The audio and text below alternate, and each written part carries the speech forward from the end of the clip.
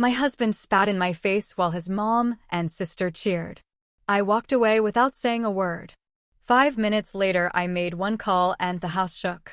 The whole living room went silent. That cold, wet saliva on my cheek, it was nothing compared to the sound that followed. The applause. My husband, his mother, and his sister celebrating my complete and utter humiliation. It was the moment I realized I had to fight back or disappear completely.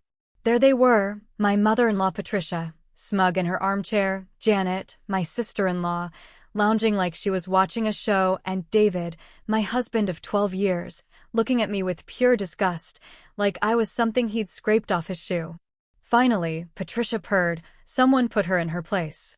The argument itself? Honestly, I can barely remember what it was about. Dinner plans, maybe? Or their dry cleaning. Lately, everything I did was wrong. I breathed wrong, according to them.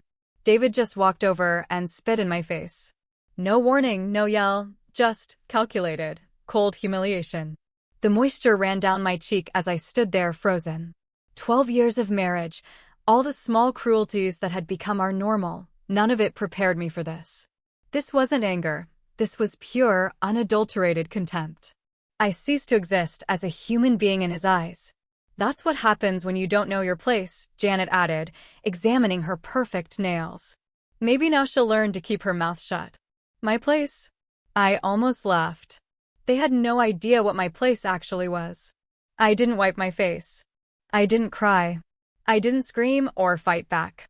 Instead, I did something that even surprised me. I smiled. It wasn't happy, it wasn't angry. It was the smile of someone who just realized the game was finally over. You're absolutely right, I said quietly, my voice steady. Everyone should know their place. David looked confused. This wasn't the reaction he expected. He was used to my tears, my apologies, my desperate attempts to make peace. For months, every confrontation ended with me backing down, accepting blame. But that woman, the one who apologized for existing, who made herself smaller and smaller to accommodate their growing cruelty, she had died the moment his saliva hit my face. I turned and walked toward the kitchen, feeling their eyes burning into my back.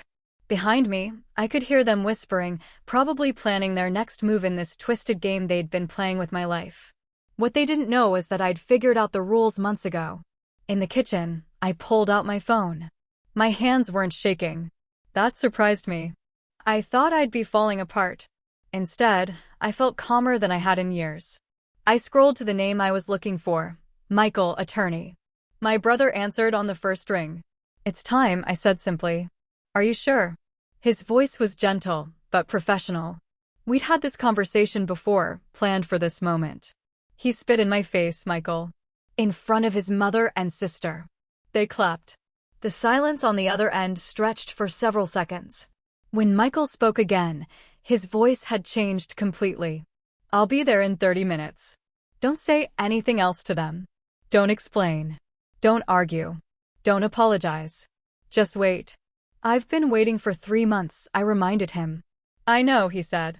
And now it's over. I hung up and just stood in that kitchen. The kitchen where I'd cooked thousands of meals for people who saw me as a servant. Where I'd cleaned up after gatherings I wasn't really invited to join. Where I'd swallowed my pride so many times I'd forgotten what it tasted like. The house was eerily quiet now. No more whispered conversations, no satisfied laughter. Just silence. I walked back toward the living room, and that's when I saw them. All three were standing in the hallway, faces pale, staring at me like I was a ghost. Who did you call? David's voice had lost all its bravado. I didn't answer. I just walked past them to the front window and looked out. A black sedan was already pulling into our driveway. Sarah? Patricia's voice was sharp, now worried. Who did you call? I turned to face them. And for the first time in months, I felt like myself again. Not the diminished version they'd created, but the woman I used to be. The woman who had opinions and boundaries and the strength to enforce them.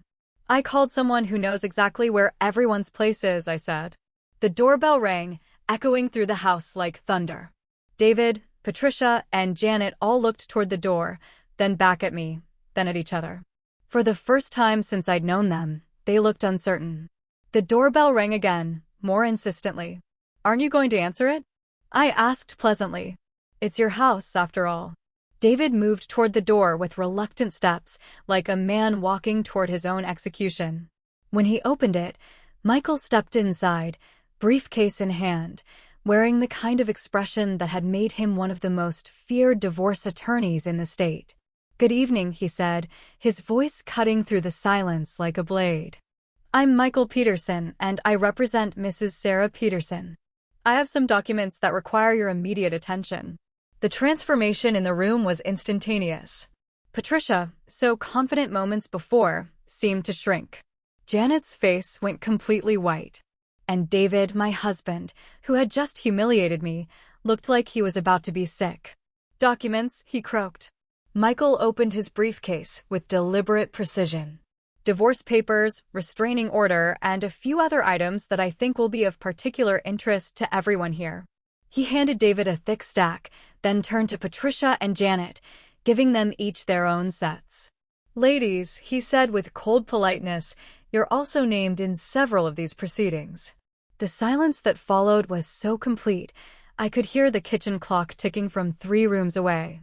This was the moment I'd been working toward for 3 months, ever since I'd finally admitted to myself that my marriage wasn't just troubled, it was abusive.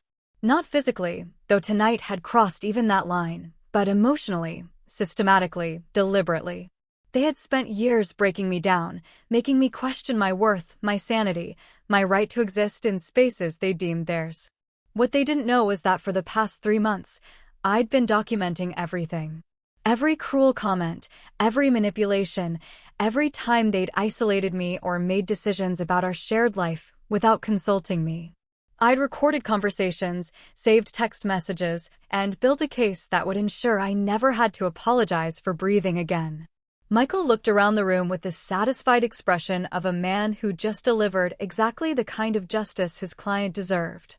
Mrs. Peterson, he said, turning to me. Shall we discuss the timeline for your transition to your new living arrangements? I nodded, not trusting my voice just yet. 3 months of planning, secret meetings, careful documentation. 3 months of pretending to be the same broken woman they thought they'd created. And it had all led to this. Behind me, I could hear David frantically flipping through pages, his breathing getting faster and more panicked. Patricia was clutching her papers like they might disappear. Janet just stared at hers, her mouth opening and closing like a fish out of water. There must be some mistake, David finally said, his voice high and desperate. Sarah wouldn't. She couldn't. Oh, but she did, Michael replied smoothly. Mrs. Peterson has been quite thorough in her preparations. I think you'll find everything is very much in order. I looked at the 3 people who had made my life a misery, who had convinced me I was worthless, who had celebrated my humiliation just minutes before. They looked so small now, so powerless. And for the first time in years, I felt like I could breathe again. The next morning, I woke up in a hotel room for the first time in 12 years. The sheets were crisp and white, untouched by the weight of someone else's expectations. For a moment, before memory crashed back, I felt peaceful. Then I remembered David's face when Michael handed him those papers. The way his hands trembled as he read, document after document, each one more damaging than the last. The way Patricia sank deeper into her chair. The way Janet went completely silent, her usual stream of cutting remarks dried up like a poisoned well. My phone buzzed with texts I didn't bother to read. I knew what they said. Apologies, explanations, promises that things would be different. The same lies I'd been hearing for years, just delivered with more desperation. Michael had instructed me not to respond to any contact. Let them sweat, he'd said last night. Let them wonder exactly how much you know and how much evidence you have. The truth was, I had more than they could possibly imagine. It had started 4 months ago with a phone call meant for David. A woman's voice, breathy and intimate, asking if Danny was coming over tonight because her husband was working late. When I told her she had the wrong number, she laughed and said, "Oh, is this the wife? How embarrassing." That single moment shattered the last of my illusions about my marriage.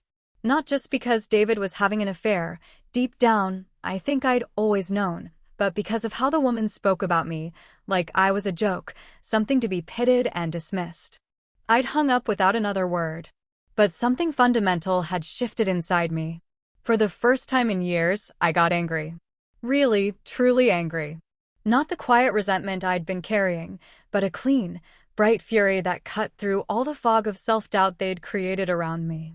That night, while David slept beside me, probably dreaming about his affair, I made a decision. I was going to find out everything. Every lie, every manipulation, every cruel calculation that had brought me to this point. And then I was going to use that knowledge to take back my life. The investigation had been easier than I'd expected. David was sloppy, overconfident. He kept his phone unlocked around me because he'd trained me so well not to question him about anything.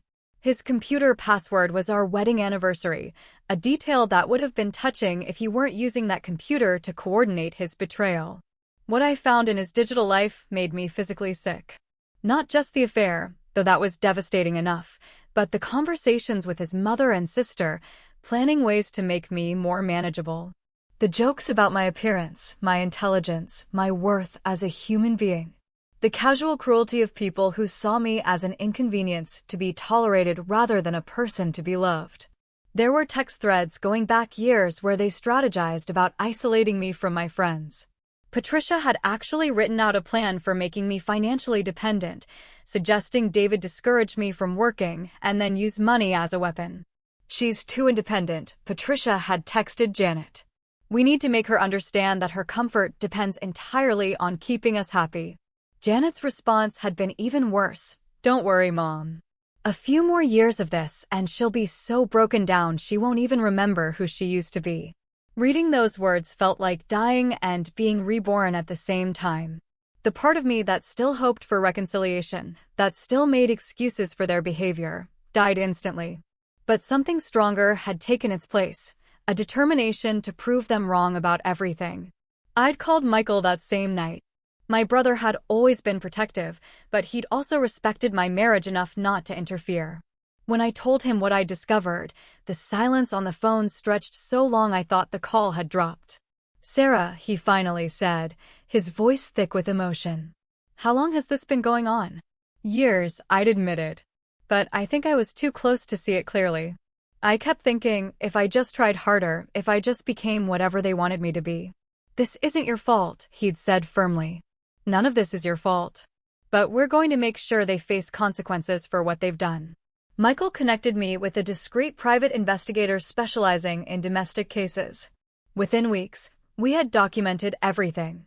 The affair, which turned out to involve a married neighbor named Rebecca, whose husband traveled frequently for work. The financial manipulation, including credit cards Patricia had opened in my name without my knowledge. The systematic emotional abuse that had been so gradual, I'd almost convinced myself it was normal. But the most damaging evidence came from something I'd started doing on my own. I'd begun recording conversations with a small device Michael had given me. Not every conversation, just the ones where I sensed they were planning something particularly cruel or revealing something important about their true feelings. The recordings were devastating. Hours of audio where they discussed me like I was a problem to be solved rather than a family member to be cherished. Patricia's voice on tape coaching David on how to make me feel guilty for spending money on myself. Janet's laughter as she described spreading rumors about me to other family members, ensuring I'd be isolated at gatherings. The worst recording was from just 2 weeks ago. I'd been in the kitchen making dinner when I'd heard them talking in the living room. Something about their tone made me turn on the recorder. "She's getting suspicious," David had been saying. "Rebecca thinks she might know about us." Patricia's voice was dismissive. "What's she going to do about it? Leave? She doesn't have anywhere to go. We've made sure of that." Besides, Janet had added, even if she found out, who would believe her? "We've spent years making sure everyone knows how unstable she is, how jealous and paranoid she gets."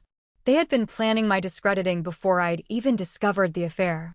They had been preparing to gaslight me, to make me question my own sanity, to ensure that even if I found proof of their betrayal, no one would take my side.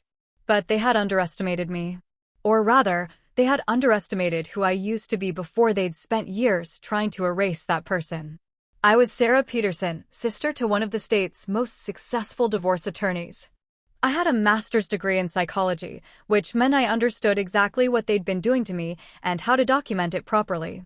I had friends they didn't know about, resources they'd never bothered to investigate, and a strength they'd assumed they'd completely destroyed. Most importantly, I had something they'd never expected me to develop: patience. For 3 months, I'd continued to play the role of the broken, submissive wife while methodically building a case that would destroy them. I'd smiled and apologized, and made dinner and pretended everything was normal while secretly recording their cruelty and documenting their crimes. The hardest part hadn't been gathering evidence, it had been pretending that nothing had changed, continuing to let them hurt me while I waited for the right moment to strike back. Every insult I'd absorbed, every humiliation I'd endured, every time I'd bitten my tongue when they treated me like garbage, it had all been in service of this moment. My phone rang, interrupting my thoughts. Michael's name appeared on the screen. "How are you holding up?" he asked when I answered. "Better than I expected," I said, and realized it was true. Despite everything, despite the end of my marriage and the destruction of what I'd thought was my family, I felt lighter than I had in years. "Good," he said, "because they're already trying to retaliate. David called my office at 6 this morning, claiming you've had a mental breakdown and demanding we return his stolen property." I laughed.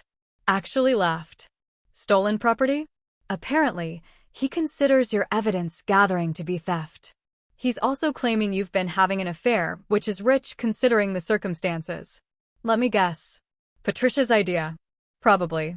She called 20 minutes after David did, suggesting we could all sit down and work this out like reasonable adults. The delusion was almost impressive. Even faced with documented evidence of their systematic abuse, they still couldn't accept that their actions had consequences. What happens next? I asked. Next, they discover that this isn't just about divorce.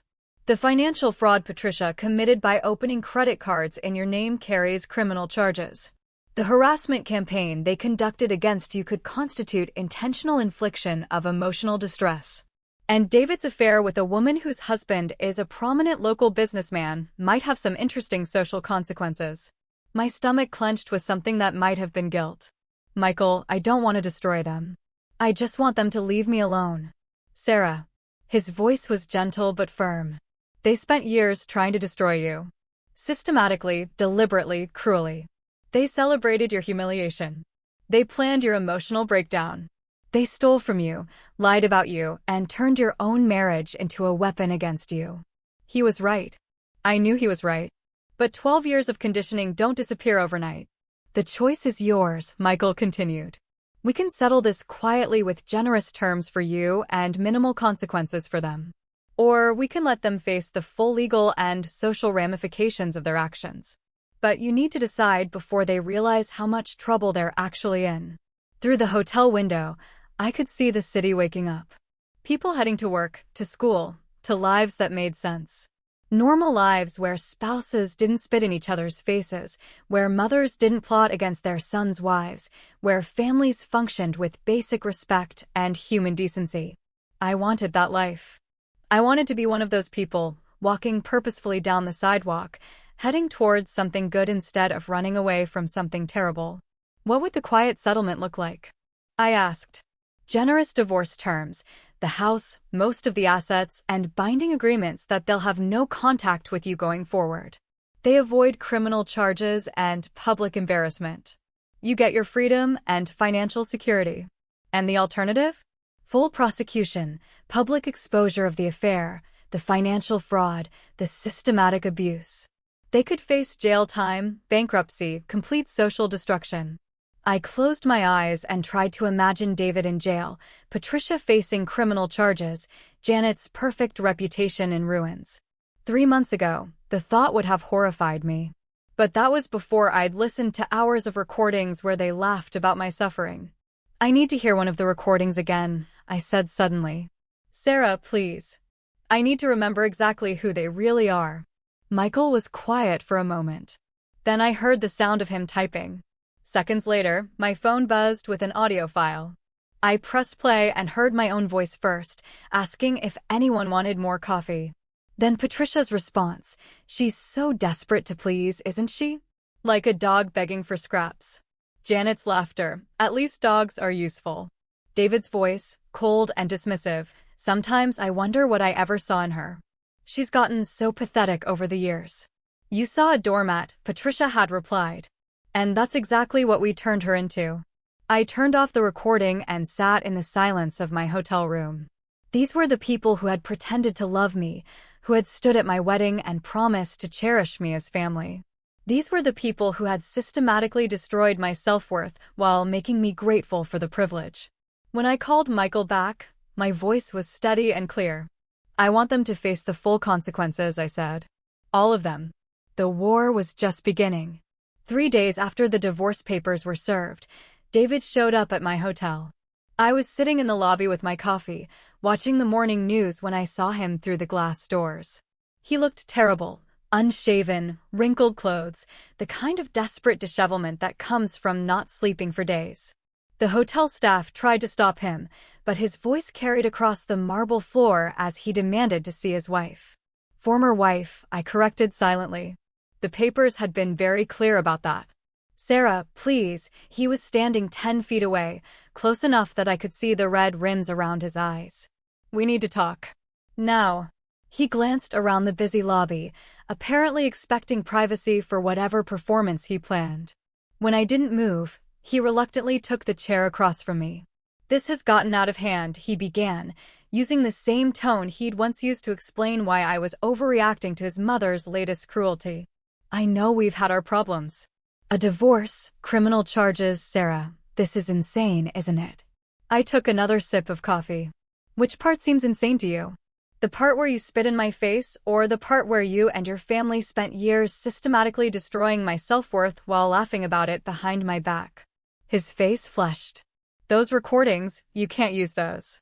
Recording people without their consent is illegal. Patricia had clearly done some research and fed him this line. Actually, in this state, only one party needs to consent to a recording. Since I was present for every conversation I recorded, they're perfectly legal. The color drained from his face. You planned this. All of it. You've been planning to destroy me. No, David. I planned to save myself. There's a difference. He leaned forward, and for a moment, I saw a flash of the man I'd fallen in love with so many years ago.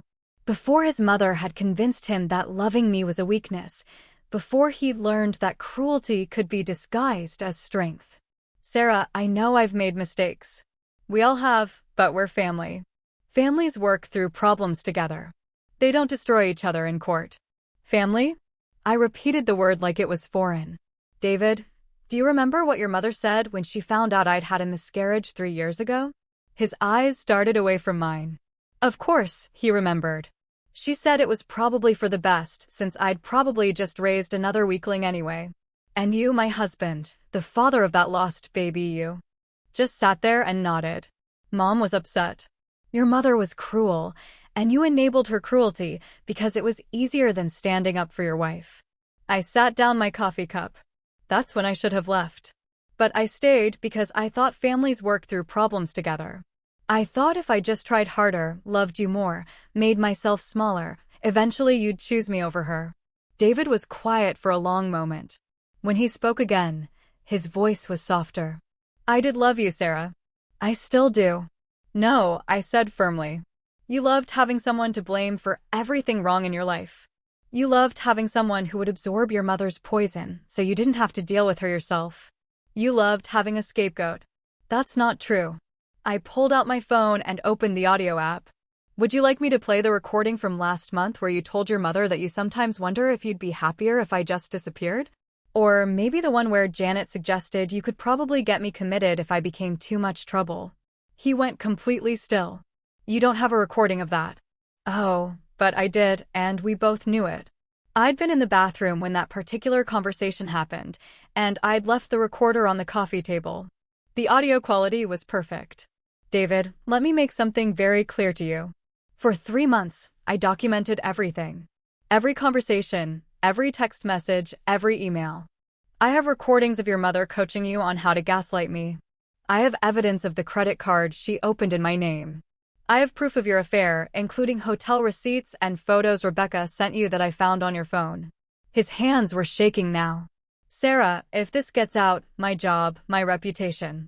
You should have thought of that before you decided to humiliate me in front of your family. I was angry. I said things I didn't mean. I did things I regret.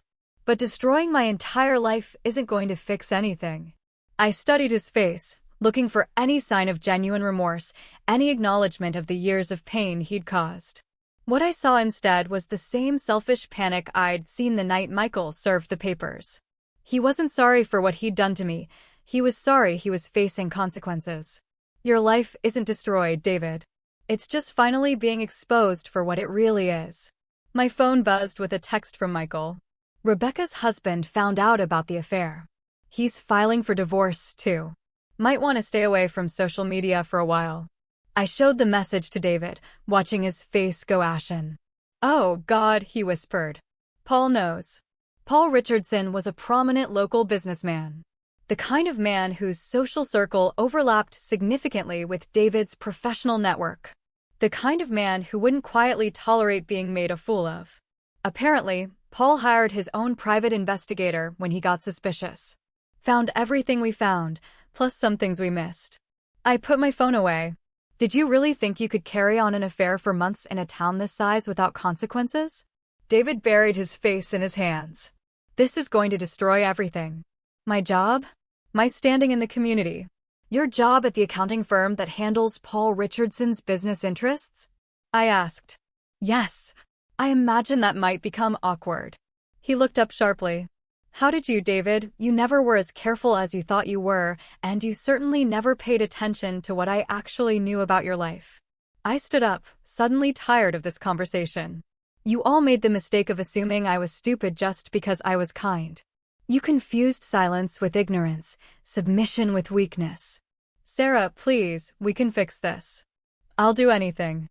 Therapy, counseling, whatever you want. I'll cut off contact with my mother and sister if that's what it takes. For just a moment, I wavered. This was what I'd wanted for so many years, for him to choose me, to put our marriage first, to acknowledge that his family's treatment of me was wrong. But it was too late. Much too late. You can't cut off contact with your mother and sister, David. Because in about 2 hours, they're both going to be arrested. The words hung in the air between us like a death sentence. David's mouth opened and closed soundlessly. Arrested, he finally managed. Patricia for identity theft and credit fraud. The credit card she opened in my name constitutes felony fraud. Janet for conspiracy and harassment.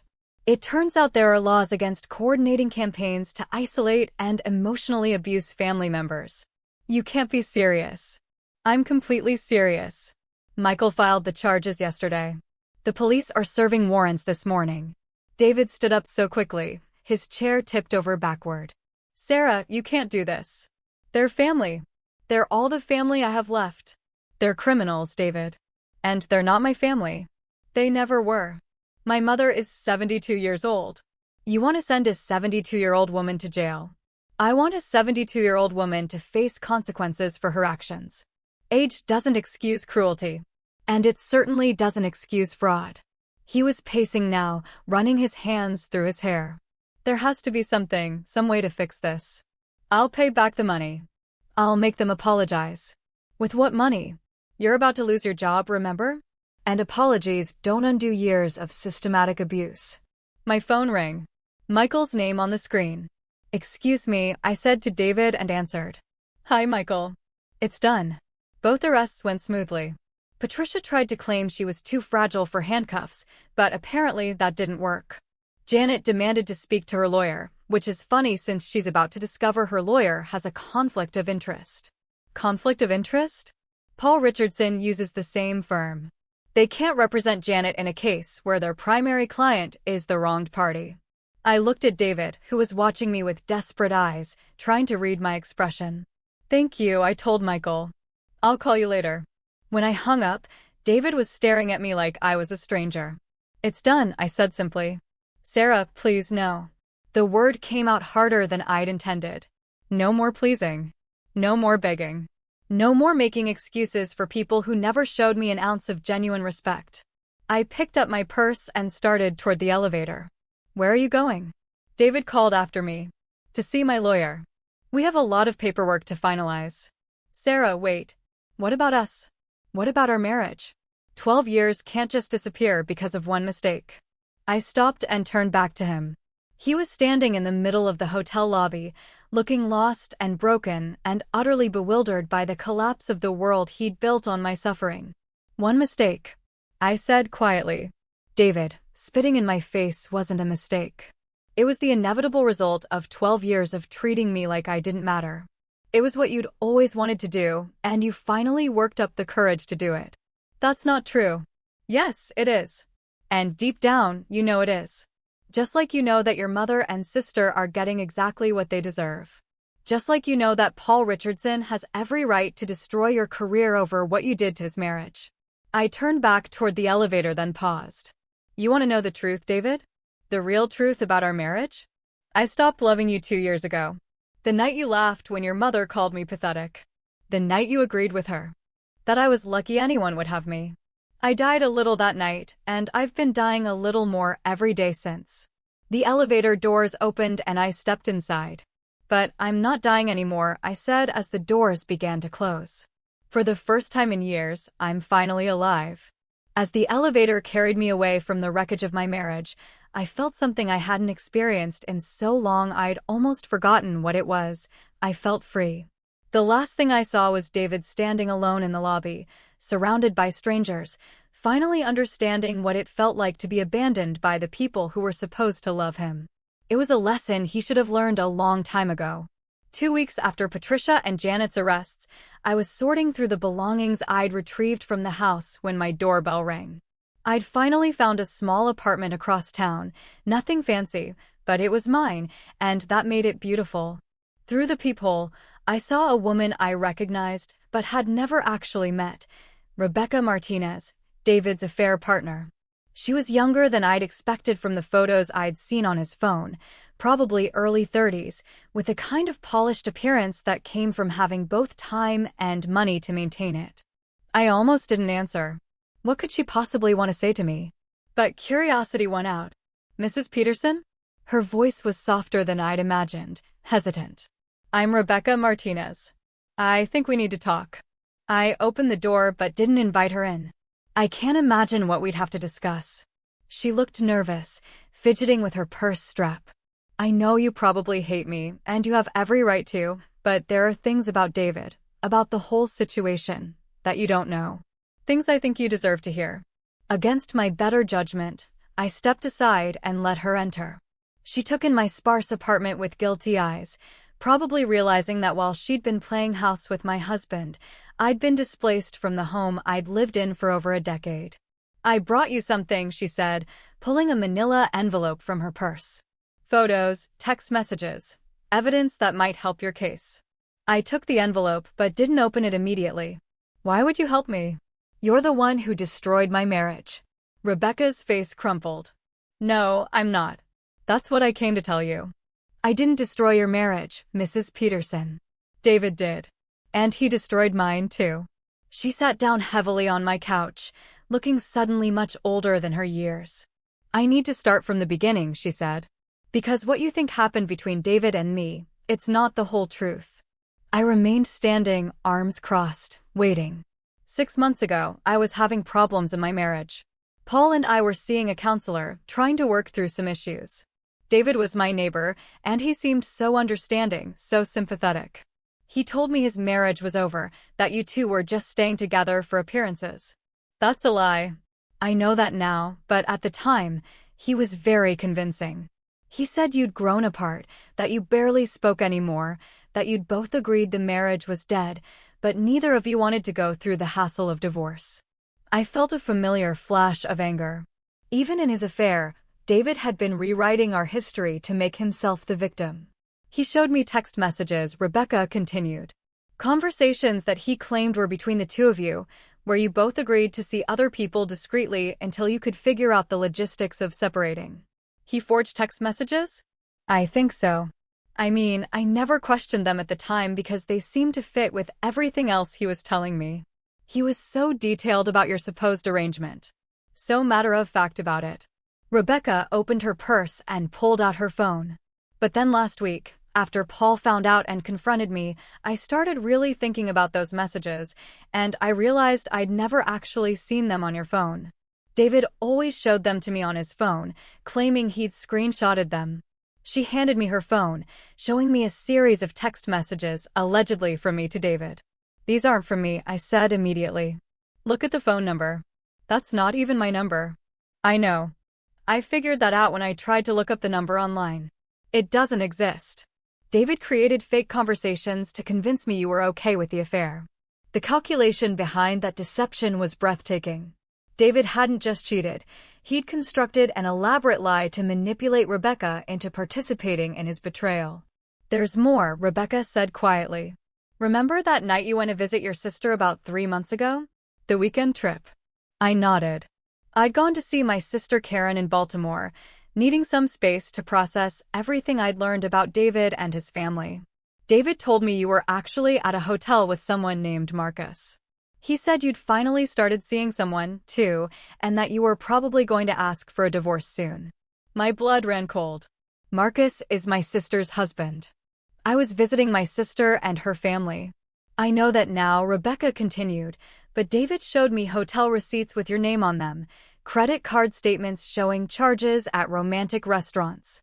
He made it seem like you were having this passionate affair while he was stuck at home alone. Those were forged, too." "They had to be, because now I know you weren't having an affair at all. You were just trying to survive what he and his family were doing to you." Rebecca's voice broke slightly. "Mrs. Peterson, I need you to understand something. I'm not a homewrecker. I would never have gotten involved with a married man if I thought he was lying about his situation. When David told me his marriage was over in everything but name, when he convinced me you were seeing someone else too, I thought we were all adults handling a difficult situation maturely." I sat down across from her, beginning to understand the scope of David's manipulations. "How did you find out the truth?" "After Paul confronted me, I started questioning everything. I hired my own investigator, not to investigate you, but to investigate David, to find out how much of what he told me was real." She pulled out the manila envelope I'd set aside. "It's all in there. Evidence that David has been running similar cons on other women for years. Before me, there was someone named Amanda. Before Amanda, there was Jennifer. Always married women having problems in their relationships. Always women he could convince that everyone involved was okay with the arrangement." I opened the envelope with shaking hands. Inside were photographs, printed emails, and what looked like a detailed investigative report. "David is a serial cheater, Mrs. Peterson. And more than that, he's a serial manipulator. He specifically targets women who are vulnerable, tells them elaborate lies about his marriage, and convinces them they're not doing anything wrong." The first photo showed David with a woman I didn't recognize, clearly at some social event. They looked comfortable together, intimate. "That's Amanda Carlisle," Rebecca explained. "She's married to a businessman who travels frequently. David convinced her that you knew about their relationship and approved of it. When her husband found out and threatened to expose everything, David simply vanished from her life and moved on to the next target." "How many women?" "My investigator found evidence of at least 5 serious affairs over the past 8 years. Probably more casual ones. That didn't leave as much of a paper trail." 8 years. I thought I'd been in a troubled marriage for the past few years, dealing with increasing hostility from David and his family. But the truth was, I'd been married to a stranger, a predator who used women's vulnerabilities against them while systematically destroying his wife's self-worth at home. "Why are you telling me this?" I asked. "Why help me?" Rebecca was quiet for a long moment. "Because David destroyed my marriage too. Paul is filing for divorce, and he's making sure everyone in our social circle knows what I did. My reputation is ruined. My children are ashamed of me, and I'm going to lose half of everything I have." She wiped her eyes. "But the worst part isn't the social consequences or the financial cost. The worst part is knowing that I helped him hurt you, that I was part of the system he used to justify treating you like garbage." I looked through more of the photographs. David with different women, always looking relaxed and happy in a way I rarely saw at home. "There's something else," Rebecca said. "Something about his mother and sister that you need to know." "What about them?" "They knew about all of it. My investigator found text messages between David and Patricia where she's actually coaching him on how to manage multiple relationships. She was helping him keep track of his lies. The room seemed to spin around me. Patricia knew about your affair. She knew about all the affairs. She encouraged them. There are messages where she's telling David that having other women will help him keep you in line because you'll be too insecure and jealous to make demands on him. I thought about all the times Patricia had made subtle comments about my appearance, my desirability, my worthiness as a wife. Comments designed to make me feel like I should be grateful that David stayed with me at all. Janet was involved, too, Rebecca continued. She helped David create fake social media profiles to communicate with his targets. She was the one who came up with the story about you having an affair with Marcus. The systematic nature of their conspiracy was overwhelming. It wasn't just that they'd been cruel to me, they'd been actively working to destroy my sanity and self-worth while enabling David's betrayals. Mrs. Peterson, I know this doesn't fix anything. I know I can't undo the damage that's been done to your life or mine. But I wanted you to know that what happened to you wasn't random cruelty or a marriage that just went wrong. It was deliberate, calculated psychological warfare. I set down the photographs, my hands trembling. They planned all of it, I said quietly. The isolation, the gaslighting, the affairs. They turned my marriage into a weapon against me. Yes. And they've been doing it for years. Probably to every woman David has ever been with. Seriously, my investigator thinks Patricia might have had similar arrangements with David's father before he died. There are hints in some old family letters that suggest a pattern going back decades. The thought that this might be generational, that Patricia had perhaps orchestrated similar psychological torture against other women in her family, made me physically sick. What are you going to do now? I asked. I'm going to testify in your divorce proceedings if your lawyer wants me to. I'm going to provide whatever evidence I have to help you get justice. And then I'm going to try to rebuild my life and figure out how to earn my children's forgiveness. She stood up, smoothing down her skirt with nervous hands. I know you have no reason to forgive me, Mrs. Peterson. I know I was part of something that nearly destroyed you, even if I didn't understand what I was participating in at the time. But I want you to know that David never deserved you. And what his family did to you, it's criminal. Not just legally, but morally. After she left, I sat in my quiet apartment, surrounded by evidence of my husband's systematic betrayal. Not just the affair I discovered, but years of affairs. Years of manipulation. Years of using other women's pain to justify his cruelty toward me. The man I'd been married to for 12 years didn't exist. He'd never existed. The person I'd loved, made excuses for, and tried so desperately to please, had been an elaborate fiction designed to hide a predator. But as devastating as that realization was, it was also liberating. Because it meant that nothing that had happened to me was my fault. I hadn't failed as a wife. I'd been the victim of a carefully orchestrated campaign of psychological abuse. And now I had the evidence to prove it. When I called Michael that evening, my voice was steady and sure. I have new evidence, I told him. Evidence that's going to change everything. What kind of evidence? The kind that's going to ensure David never gets the chance to do this to anyone else. It was time to stop being a victim and start being a force for justice. Not just for me, but for all the women David had manipulated and destroyed over the years. The war was about to become a crusade. The conference room at Michael's law firm had never felt so charged with electricity. 3 weeks after Rebecca's visit, we'd assembled what looked like a war council. Michael, 2 associate attorneys, Rebecca and her lawyer, Amanda Carlisle, David's previous victim who'd flown in from Denver, and Jennifer Walsh, the woman before Amanda, who'd driven down from Philadelphia. I looked around the table at these women I'd never met before, but who shared an experience I understood all too well. Each of them had been carefully selected, manipulated, and discarded by my husband. Each had been convinced they were participating in an ethical arrangement between consenting adults. Each had discovered too late that they'd been pawns in David's twisted game. Ladies, Michael began, spreading out a timeline chart that covered the entire conference table. What we have here isn't just evidence of adultery. This is evidence of a systematic pattern of fraud, manipulation, and psychological abuse spanning nearly a decade. Amanda leaned forward, studying the timeline. She was in her early 40s, professionally dressed with the kind of controlled composure that came from years in executive boardrooms. "I had no idea there were others," she said quietly. "David made me feel like I was the only person who'd ever understood him outside his marriage." "That's exactly what he told me," Jennifer added.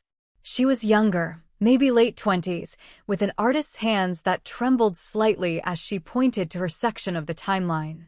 "He said his marriage was basically over, that you two were just going through the motions until you could afford to divorce properly." Rebecca nodded grimly. "Same story. He told me, word for word in some cases." I studied the timeline, seeing my marriage laid out in black and white alongside David's betrayals. The pattern was clear and horrifying. Each affair had followed the same script, the same manipulation tactics, the same careful construction of lies. "Here's what makes this particularly insidious," Michael continued, pointing to specific dates. David wasn't just cheating. He was using each affair to justify escalating abuse at home. "Look at the timeline of Sarah's recordings." He pulled out transcripts of some of the conversations I'd recorded. Every time David started a new relationship, the psychological abuse at home intensified. It's as if having an affair gave him permission to treat his wife even worse. "Because it did," I said. Understanding flooding through me. He felt justified in his cruelty because he'd convinced himself I deserved it. After all, if these other women found him charming and desirable, the problem had to be with me. Michael's associate, Lisa Chin, pulled out another set of documents. But here's where it gets even worse. We found evidence that Patricia and Janet weren't just enabling David's affairs. They were actively recruiting his victims. The room went silent. "What do you mean, recruiting?" Amanda asked. Lisa opened a laptop and projected an image onto the wall. It was a screenshot of a social media group called Marriage Support Network. "Patricia created this private Facebook group 3 years ago," Lisa explained. "On the surface, it appears to be a support group for women having marital difficulties. But look at the member list." She clicked through several profiles. "Jennifer, you were a member of this group in 2019. Amanda, you joined in 2020. Rebecca, you were added in 2022. I felt sick. They were hunting for vulnerable women online. "It gets worse," Michael said. "We've analyzed the group's activity logs. Patricia and Janet would identify women who posted about marital problems, particularly women whose husbands traveled frequently or who seemed isolated from their families." He clicked to another screen showing private message threads. They would befriend these women, offer support and advice, and gradually introduce the idea that sometimes marriages need flexibility to survive. They'd share stories about couples who'd found happiness through discreet arrangements. Jennifer's face had gone pale. "I remember Patricia messaging me privately after I posted about feeling lonely while my husband was traveling. She was so understanding, so supportive. She told me about a friend of hers who'd found companionship with a married man whose wife was okay with the arrangement." "She told me the same thing," Amanda whispered. "Made it sound so mature, so civilized." Rebecca was staring at the screen in horror. "They were grooming us. Like predators groom children." "That's exactly what they were doing," Michael confirmed. "And once they'd identified a potential target, they'd arrange for David to accidentally meet her at the grocery store, at community events, always in situations that seemed completely natural. I thought about all the times Patricia had insisted on accompanying me to social events. All the women she'd chatted with while I stood silently by her side. Women I'd thought she was just being friendly to." "How many women?" I asked, afraid of the answer. Lisa consulted her notes. "We've identified 12 women who were members of the support group and had subsequent contact with David. Of those, 5 definitely had affairs with him. We're still investigating the others." 12 women. 12 marriages potentially destroyed by my husband and his family's systematic manipulation. "There's something else," Michael said grimly. "We found evidence that Patricia has been running similar schemes for years, possibly decades. Before the Facebook group, she used church groups, community organizations, even PTA meetings to identify and target vulnerable women." He pulled out a box of old letters and documents. "These belonged to David's father. After he died, Patricia kept all his papers hidden among his business documents. We found correspondence that suggests he was also involved in extramarital affairs, all following the same pattern. I picked up one of the letters, dated 23 years ago. It was from a woman named Carol, thanking Patricia for her understanding and support during a difficult time in her marriage and expressing gratitude for Patricia's introduction to a wonderful man who helped her remember what it felt like to be appreciated. My God, I breathed. This is generational. Patricia learned this from watching her own husband. And then she taught it to David. It's a family business, Rebecca said bitterly. Destroying marriages and manipulating women is literally the family business.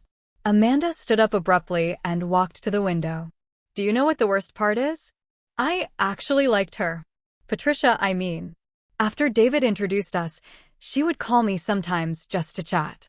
She'd tell me how happy she was that David had found someone who understood him, how grateful she was that I was bringing joy back into his life. She told me the same thing, Jennifer said. Made me feel like I was doing something noble, helping a good man survive a difficult marriage. I remembered Patricia's knowing smiles, the way she'd sometimes pat my hand sympathetically after David had been particularly cruel. She was getting satisfaction from both sides. I realized she enjoyed watching David hurt me, and she enjoyed befriending the women he was using to justify that hurt. Michael nodded grimly. Patricia Peterson is a psychological predator. She feeds on the destruction of other women's lives and relationships, and she's been doing it for decades. What can we do about it? Rebecca asked. I mean, legally. Can we stop her from doing this to other women? We're building a case for criminal conspiracy and fraud, Lisa explained. The fake social media profiles, the forged documents, the systematic targeting of vulnerable women, it all adds up to a pattern of criminal behavior. But more than that, Michael added, we're going to make sure everyone knows what they've been doing. Every woman in that support group, every community organization Patricia has been involved with, every church and social club, they're all going to learn exactly what kind of predators they've been harboring. I looked around the table at these women who'd been victimized by my husband and his family. Despite everything they'd been through, they were here, willing to fight back, willing to expose the truth, even though it meant reliving their own pain and humiliation. There's something I need to tell all of you, I said. Something I've been thinking about since we started uncovering all of this. The room grew quiet. I spent 12 years making excuses for David's behavior. I told myself he was just going through a difficult phase, that his mother's influence was temporary, that if I just loved him enough, everything would get better. I paused, gathering my courage.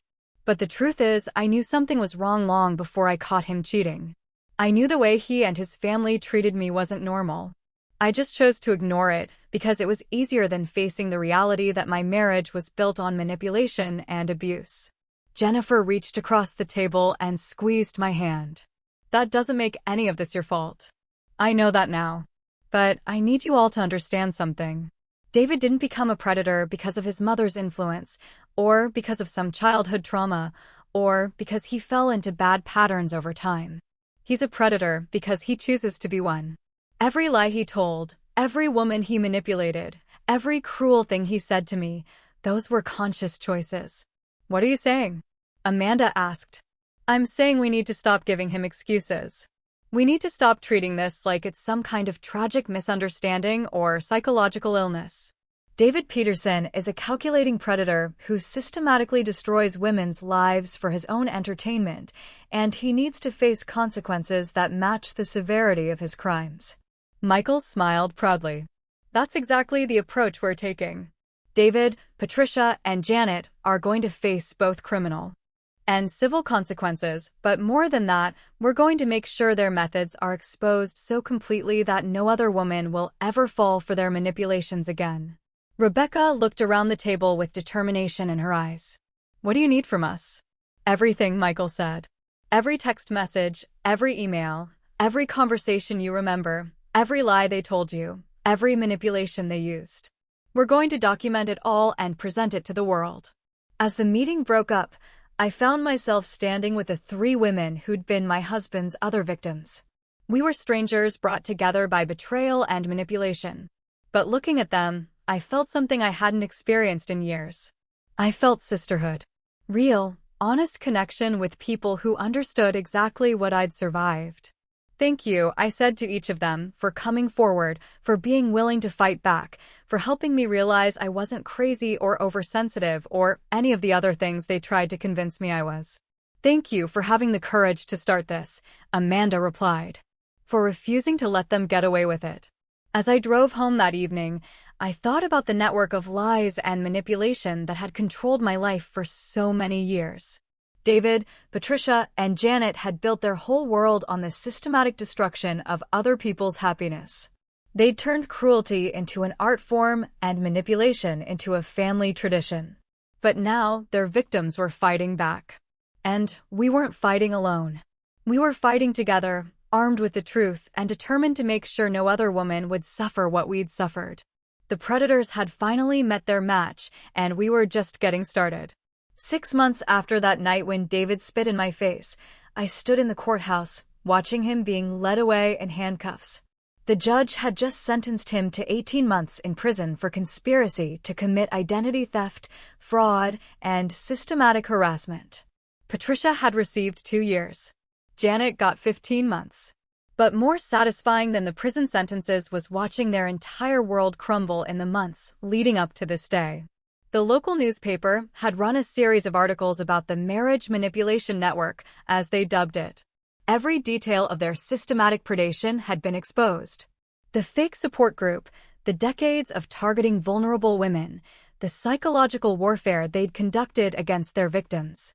All of it was now public knowledge. David had lost his job within days of the story breaking. Paul Richardson had made sure of that. As for Patricia, her church had asked her to stop attending services. Janet's employer, a family counseling center, had terminated her immediately for conduct incompatible with our mission of supporting healthy relationships. But the social consequences, devastating as they were, paled in comparison to the civil judgments. Rebecca, Amanda, Jennifer, and I had filed a joint lawsuit for intentional infliction of emotional distress, conspiracy, and fraud. The settlement had been substantial enough to ensure that none of us would ever have to worry about financial security again. More importantly, it had funded something I'd never imagined I'd be part of creating. Sarah? Michael appeared beside me as the courthouse emptied. The reporter from Channel 7 wants to do a follow-up interview. Are you up for it? I nodded. Over the past few months, I'd become something I'd never expected to be, an advocate, a voice for women who'd been systematically manipulated and abused by people who were supposed to love them. The interview took place on the courthouse steps, with the reporter asking questions I'd answered dozens of times by now. But I never got tired of telling the story, because each time I told it, another woman somewhere recognized her own experience and realized she wasn't alone. Mrs. Peterson, the reporter asked, what would you say to women who might be experiencing similar manipulation in their own relationships? I looked directly into the camera, thinking about all the women who might be watching, women who were living the life I'd escaped from. I'd tell them that love shouldn't make you smaller, I said. Real love doesn't require you to apologize for existing or to accept cruelty disguised as honesty or to make yourself invisible to keep the peace. If the people in your life are systematically destroying your self-worth, that's not love. That's abuse. After the interview, I drove to my new house. Not an apartment anymore, but a real house with a garden and windows that let in actual sunlight.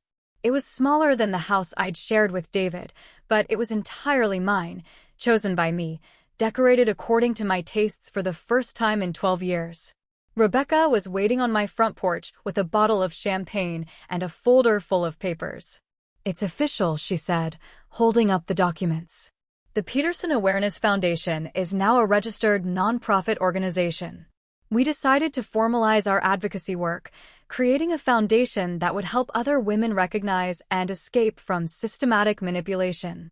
Rebecca had used her settlement money to fund it, and Amanda and Jennifer had both committed to serving on the board of directors. How many women have contacted us this week? I asked as we settled in my living room. 7, Rebecca said, consulting her notes.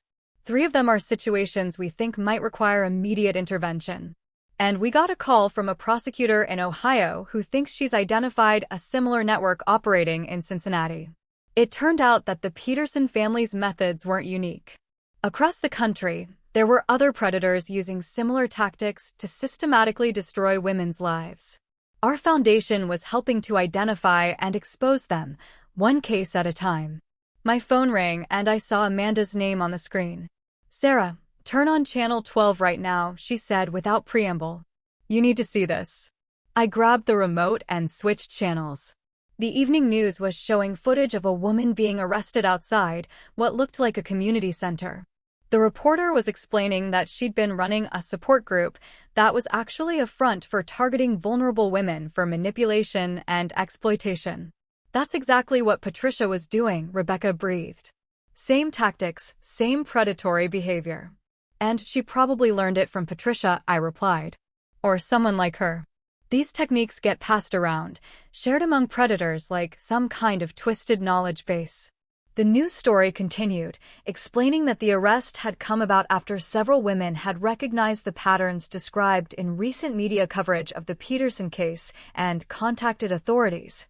"We're making a difference," I said. And for the first time in months, I felt genuine pride in what we'd accomplished. Later that evening, after Rebecca had gone home, I sat in my garden with a cup of tea, watching the sunset. It had been exactly 1 year since I'd first discovered David's affair. 1 year since I'd begun the process of reclaiming my life. The woman I'd been then, frightened, broken, convinced that her worth depended on other people's approval, felt like a stranger to me now. I'd thought that woman was weak, that she'd somehow deserved the treatment she'd received. But I understood now that she'd been strong in ways I'd never appreciated. She'd survived years of systematic psychological torture and still retained enough sense of self to recognize when something was wrong. My phone buzzed with a text from Jennifer. "Saw the news about the Ohio arrest. We're really doing this, aren't we? We're actually changing things." I typed back, "We're just getting started." And it was true. The Peterson Awareness Foundation was already working with law enforcement agencies in 6 states, helping them identify and prosecute similar networks. We created educational materials for counselors, social workers, and clergy to help them recognize the signs of systematic manipulation. We'd established a confidential hotline for women who thought they might be victims. Most importantly, we'd refused to be ashamed of what had happened to us. Instead of hiding our experiences, we'd turned them into weapons against the people who'd tried to destroy us.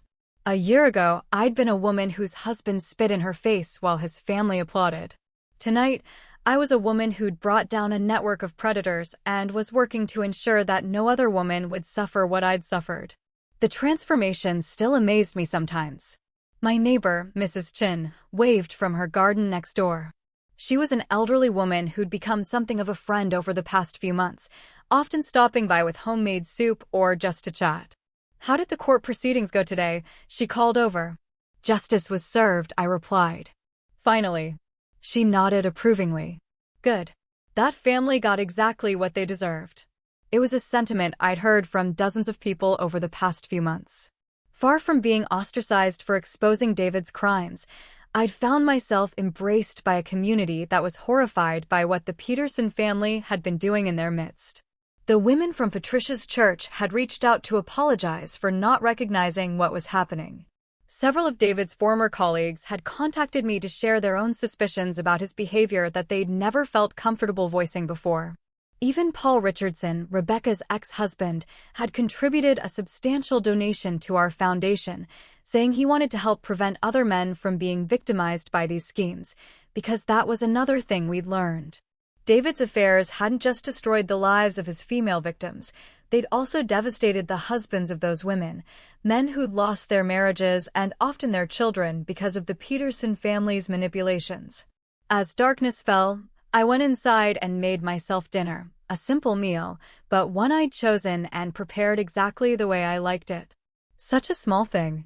But for years, I'd cooked only what David and his family preferred, adjusting my taste to accommodate theirs until I'd almost forgotten what I actually enjoyed eating. Now I knew I liked spicy food, exotic flavors, dishes that Patricia would have dismissed as too ethnic or too complicated. I liked trying new recipes, experimenting with ingredients I'd never been allowed to use in my old kitchen. I liked being myself fully and unapologetically. After dinner, I opened my laptop and began working on my book. The Marriage Trap: How to Recognize and Escape Systematic Manipulation would be published next year, with all proceeds going to the foundation. My editor thought it could reach hundreds of thousands of women who needed to hear this message. The first chapter began with the night David spit in my face, but the rest of the book was about so much more than that moment of ultimate humiliation. It was about the years of subtle conditioning that had led to that moment, the systematic erosion of my self-worth, the careful isolation from friends and family, the gradual rewriting of reality that had made me question my own perceptions. Most importantly, it was about the process of fighting back, the months of secret preparation, the careful documentation of abuse, the building of a support network, the legal battle, and finally, the creation of something positive from the wreckage of my marriage. As I wrote, I thought about all the women who would read these words. Women who were living in situations similar to what I'd escaped from. Women who'd been convinced they were crazy, oversensitive, or impossible to please. Women who'd lost themselves so completely they weren't sure who they were anymore. I wanted them to know what I'd learned.